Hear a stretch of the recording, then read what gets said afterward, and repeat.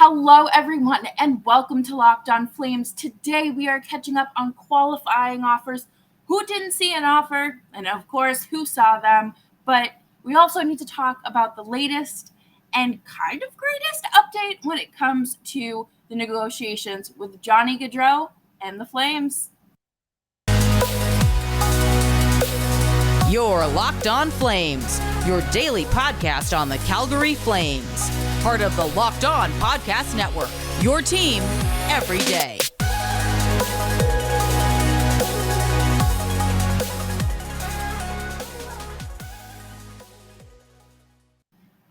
What is up, everyone? I'm your host, Jess Belmosto, and thank you so much for tuning into today's episode of Locked On Flames as we gear up to Wednesday, July 13th at noon, free agency. But before we get too ahead of ourselves, of course, we have to live in the moment a little bit and kind of rewind and talk about the qualifying offers, the latest negotiations, and I threw some mailbag tweets out there for you, so we're going to answer those today. And we got to talk. We really need to talk because there's just been so much happening. And if you want to stay up to date on the latest happenings, make sure you are following Locked On Flames on Twitter at LO_FlamesPod. Make sure you're subscribed to us wherever you listen to your podcasts. Audie and I will probably be going live tomorrow. If it's not Audie and I, it'll be just me. So make sure you're following or subscribe to us on YouTube as well at Locked On Flames. Let's jump into this. A qualifying offer. What is it? If you don't know what a qualifying offer is, don't feel bad, okay? Don't. I don't care how long you've been around hockey, if you're a day one hockey fan or if you're relatively new to this, we're here to make it more digestible for you. A qualifying offer is an official standard player contract offer, which is for 1 year in length, which can be subject to salary arbitration should the player be eligible. All right. So usually these happen right after the Stanley Cup when free agency used to be on July 1st. So you've probably seen them. You've probably heard of them. And the only players who are qualifying offer eligible are restricted free agents. So if you are a pending UFA like Johnny Gaudreau, you don't get extended a qualifying offer. He did back at the end of his entry-level contract, of course. That's just there's just certain time frames for these things, right? So the Flames handed out qualifying offers to Oliver Kylington, Andrew Mangiapane, Matthew Phillips, Colton Pullman, Martin Pospisil, Adam Ruzicka, Matthew Tkachuk, and Eetu Tulola.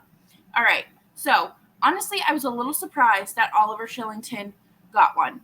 Not because I think that he is a bad player by any means, but I thought that the Flames were going to kind of, maybe let him walk and maybe look at the free agent market. But I like this move. I like it a lot. I think it makes the most sense. Do I think that he is someone that will be offer sheeted? No. Andrew Mangiapane, however, the perfect candidate for an offer sheet. And for those of you who are like, what is an offer sheet, Jess? Let's pull up the definition because back in my day, these were very rare. You rarely ever saw players get or a GM sending an offer sheet for someone. But in the last few years, they have made a comeback, if you will. But an offer sheet is a binding NHL contract that is offered to an eligible RFA whose rights are owned by a different club. So say the Canucks want Andrew Mangiapane. Number one, they're in cap heck, so they wouldn't be able to do that. But any player who is a Group 1, we're not getting it. This is legal stuff. Okay. Offer sheets come with compensation tiers. So it depends on the contract, what the contract and annual average annual value is, or what the player offers. But if you they come in tiers. Let me share my screen with you so we can talk about this some more. I'm trying to to pull this up. You guys know I'm so bad at technology. So this is the tiers, and offer sheets are rare just because of the compensation and kind of quote unquote punishments that go along with them if you don't sign the RFA, your offer sheeting. It's a big deal to sign an offer sheet. It is well within a player's rights to sign one, but signing the offer sheet can be interpreted as dealing in bad faith.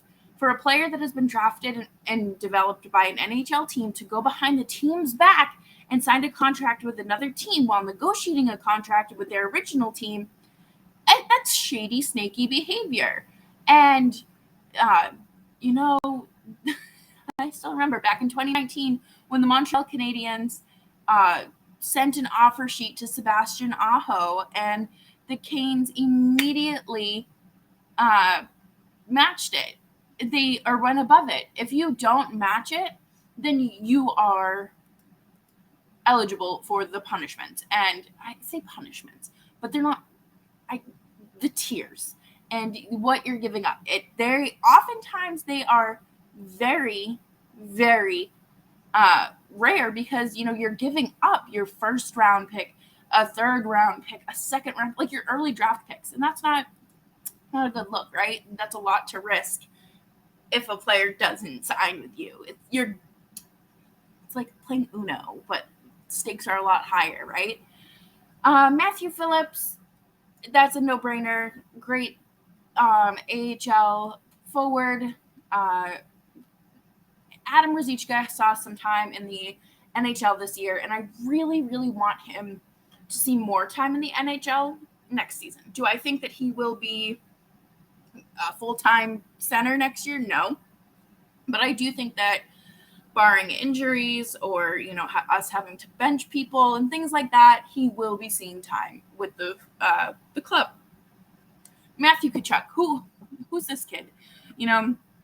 Who is he? He was in Greece when his agent received his qualifying offer. So I'm assuming that that's a good sign. But the Flames can't do anything right now until they know that John is gone or good, unless he's sticking around or not. And coming up next, we're actually going to talk about the latest updates on Gaudreau and how his team has forced the Flames' hand, but it could be for good. It could absolutely be for good. But first, we are going to take a quick break and talk about our friends at Built Bar. Y'all know that I love a good snack, and nothing will keep me going quite like a Built Bar. These coconut brownie chunk puffs are delicious. From the people who invented the healthy and tasty Built Bars comes the latest gift to your taste buds, and it is the coconut brownie chunk puffs. And they're delicious, right? That's right. The coconut brownie chunk Built Bar flavor you love now comes in their delicious chewy marshmallow covered in 100% real chocolate, and it is a fluffy cloud of coconut brownie goodness. I am not a big coconut fan. I'm allergic to it. I don't have horrible reactions, but I can get through a coconut brownie chunk and be okay and just think, oh, this is delicious. All Built Bars are made with collagen protein, which absorbs into your body faster and provides a lot of different health benefits. Eat something that tastes good and is good for you. Head on over to built.com and use promo code LOCKED15 and get 15% off of your order. That's promo code LOCKED15 for 15% off of your next order. I'm going to assume that you don't follow me on Twitter, so make sure you're following me on Twitter at Jess Belmosto. It's right there on the screen if you're watching on YouTube. We got to talk about John. We do have to talk about our good friend, Mr. Gaudreau, because it is 7:43 p.m. on Tuesday night, the eve of free agency, as I check my Twitter notifications to see if anything has been, come to fruition, and it has not. But basically, Gaudreau hits the market in like 18 hours, and that's not great. But we do have some good news. The Flames came back with a bigger offer. Remember, it was like 9.5 million, and John was supposedly given, till the day before the draft, allegedly, to kind of give them an update. They gave him an ultimatum, and who are you to give him an ultimatum? Like, I don't think that's fair right now. But also, his team kind of came back and said, well, what about this? Didn't happen. And earlier today, a tweet came out saying the Flames have now offered Gaudreau $10 million, which would make him, over 8 years, which would make him the highest paid Calgary Flame in franchise history, one of the highest paid NHL players, and of course, his team. I like those double digits. I'm a fan. That's okay. I think he's a $10 million player. Yeah. Would you even say that he's a $10.5 million player? When you look at what the top forwards are making, yeah, he is. And, I think a lot of people are quick to say, like, well, it's a flat cap. It's a flat cap, and this is going to affect his teammates and how they sign and, the future of the Flames. 8 years is a long time. Oh, right. But you're getting the deal done now, and you deal with the other problems later down the road, because I do think the Flames have an interesting strategy here. And then, apparently, Pat Steinberg said on 960 that John's team has countered that. And they said, what about a 10.75? Do you think that the Flames are going to offer John $11 million? If they offer Gaudreau $11 million and he takes the deal, I will be on here tomorrow in tears, sobbing, tears of joy, okay? And you can mark your calendars. We'll be going live at some point. Probably it'll either be immediately when that deal is announced or when it's kind of speculating that he is on the move. But what happens if he doesn't sign that deal? What happens if it's not about the money? What if he just wants to be closer to family? And I know I hate going back to this narrative, and it has nothing to do with John wanting to be close to family that I hate. I get it.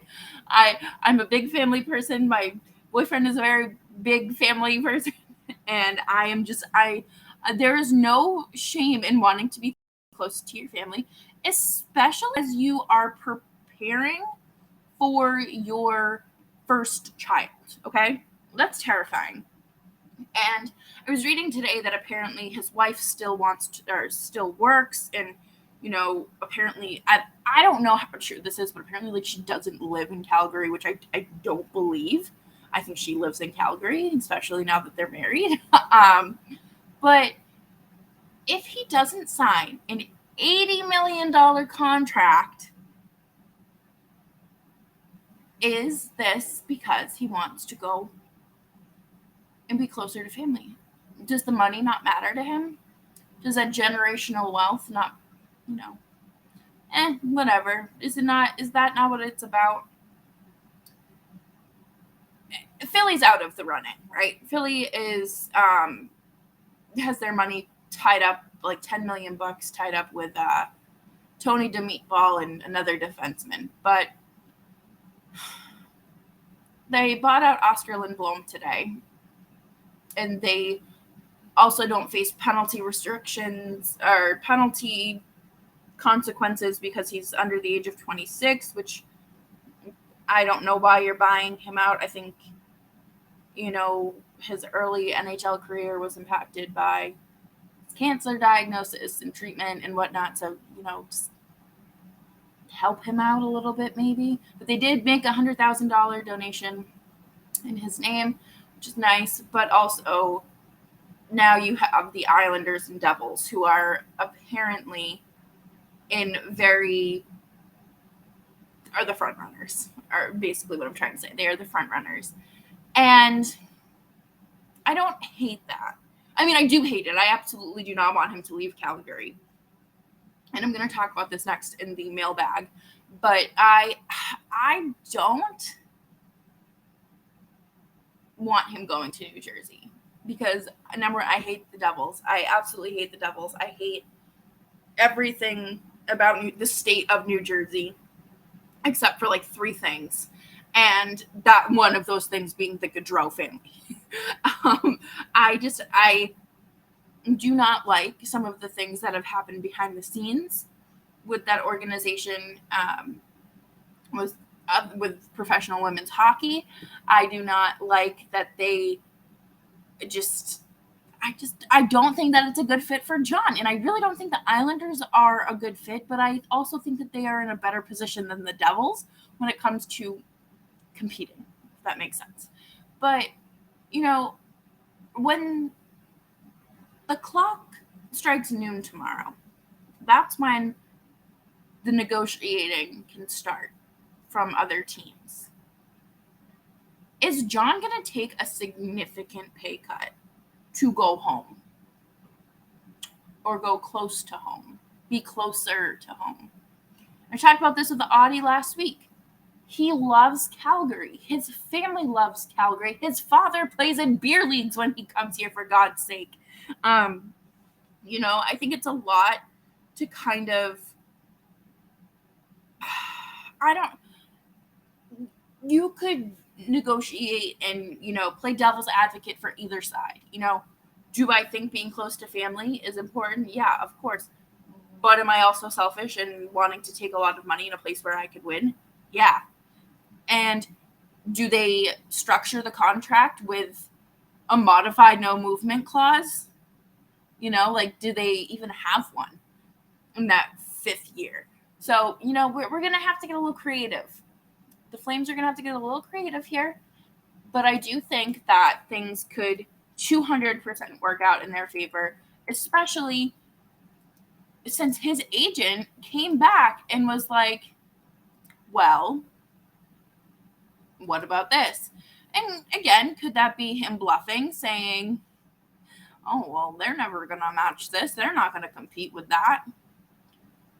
Who knows? Truly, who knows? But I do think that it's possible to see them squeeze $11 million out of the Flames. I do. And I would, if I was Brad Treliving, you hand him that blank check and you said, here's your $88 million check, John. I know that's not how it works, but obviously that's what you do. You sign the check. Here's your first $11 million. Go buy a nice house because you're living in a condo, a luxury condo downtown. But, we'll find out tomorrow. And I think that that's going to be a very slippery slope. And I'm excited to see where some of these other free agents land. I think, Nazem Kadri, I think is going to be a big one. I don't really care about Evander Kane, but apparently he's going to LA. I'm very interested to see what other moves are made. Are there going to be some trades?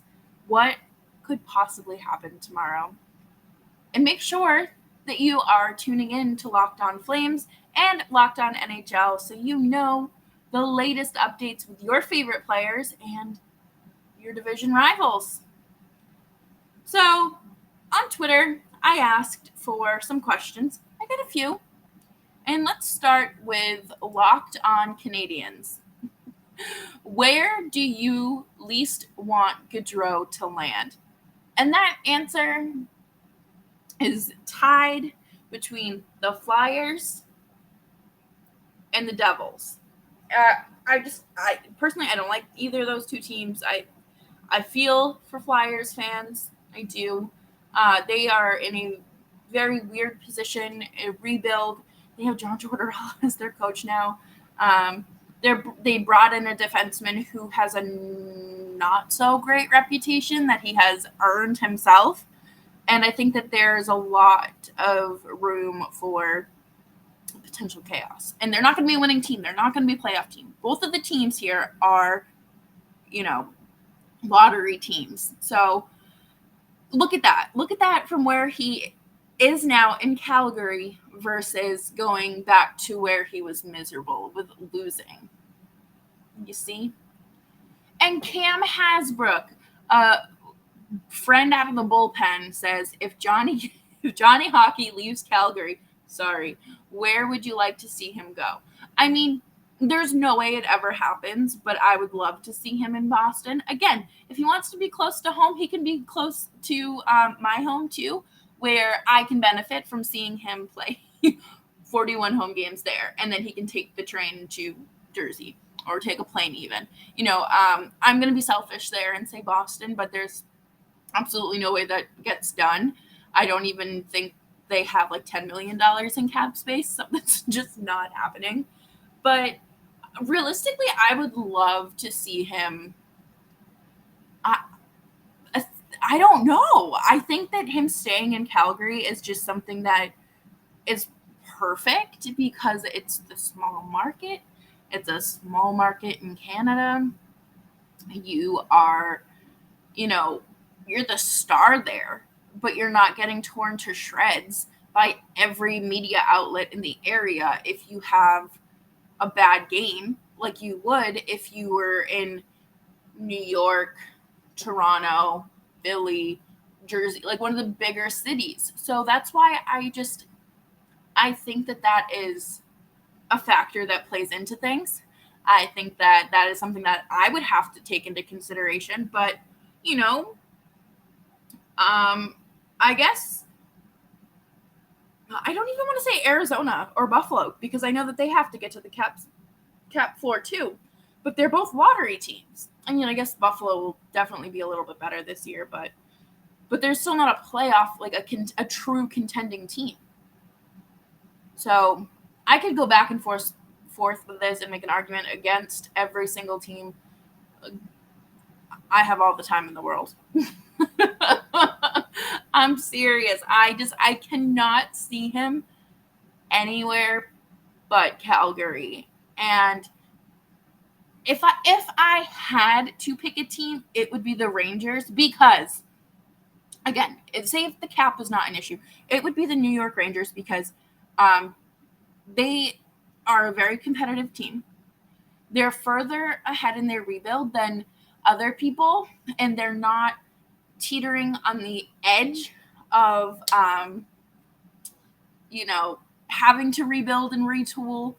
So they're competitive. They made it to the Eastern Conference Finals. I'm going to say the Rangers, but there's no way that gets done. Also, could you imagine Barclay Gaudreau and Johnny Gaudreau? That'd be so confusing. That would be very confusing. But, yeah, I'm sorry. Keep him off the East Coast. Keep him out of the U.S. Keep him right in Calgary. I don't know. I don't like thinking about this, and I know I've had to come to terms with this happening and whatnot. But I was talking with someone yesterday about some of my favorite Johnny stories, and this one is I just think this is so funny. I do. And just how naive this kid was. After he played his first NHL game, he went to an ATM at a bar and tried, or I don't know if it was at a bar or like outside of a bar, but he tried to deposit a $700,000 check into an ATM, which obviously like you can like do deposits and whatnot through an ATM, at least in the US. And I think it was Kevin Hayes. Kevin Hayes is always involved in these stories. Again, Flyers. But he goes, you can't do that. That's not how it works, or something along those lines. And it's so funny because, I mean, I'm sure John didn't work summer jobs as a kid growing up because he trained around the calendar for hockey. But like, I remember my mom teaching me how to deposit checks in the ATM and whatnot. And I think that would have been even funnier if it was like a mobile deposit. I don't know. The Gaudreaus, just love them. John, I doubt you're listening. I doubt your agent's listening, but please stay in Calgary. There'd be a lot of people who sorely miss you. This team would miss you, and you thought we looked good on paper with you. That'd be pretty bad without you. Thank you, everyone, for tuning into today's episode of Locked On Flames. As always, I'm Jess Belmosto. You can follow me on Twitter at Jess Belmosto. You can find the show's feed at LO_FlamesPod. I'm here for you 5 days a week, dropping down to 3 in a few weeks, but we're here for you every day. Make sure you're following us wherever you get your favorite podcasts, and I will see you tomorrow for the impending doom, or we're going to be celebrating. We'll figure it out. Bye.